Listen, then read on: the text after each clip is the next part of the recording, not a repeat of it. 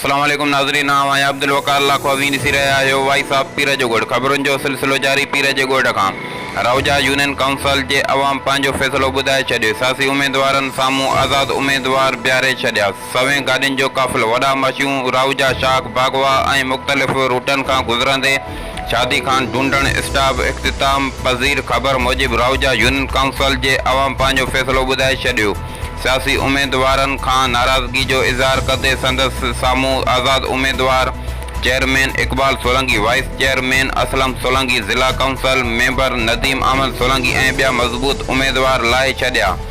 आज़ाद उम्मीदवारनि खे वॾी अक्सरियत सां कामयाब कराइण लाइ मुख़्तलिफ़ बिरादरियुनि जे माण्हुनि सां गॾिजी सवें गाॾियुनि जो काफ़िलो वॾा माशियूं रौजा शाख बागवा ऐं मुख़्तलिफ़ रूटनि खां गुज़रंदे शादी खान ढूंढण स्टाफ ते इख्तिताम पज़ीर थियो। संदसि कामयाबी लाइ दुआ पिणु घुरी वई। होॾां आज़ाद उम्मीदवार मोहम्मद इकबाल मोहम्मद असलम सोलंकी उर्दू सिंधी मीडिया ग्रुप पीर जो गोठ सां ॻाल्हाईंदे चयो त रौजा यूनियन काउंसिल जे अवाम में जज़्बो ॾिसी हाणे असांखे ख़ुशी थी आहे त अवाम वोटनि जी ताक़त सां सियासी बतन खे बुरी शिकस्त ॾेई हिकु नई तारीख़ जोड़ींदासीं। हिननि चयो त हितां हमेशह सियासी पार्टियूं डटे ऐं दिलासे ते वोट वठी इक़्तिदार में अची करे हितां अवाम खे मुकमल विसारे छॾनि था ऐं आयल बजट करप्शन करे सिर्फ़ु पंहिंजा ई घर भरिया वञनि था।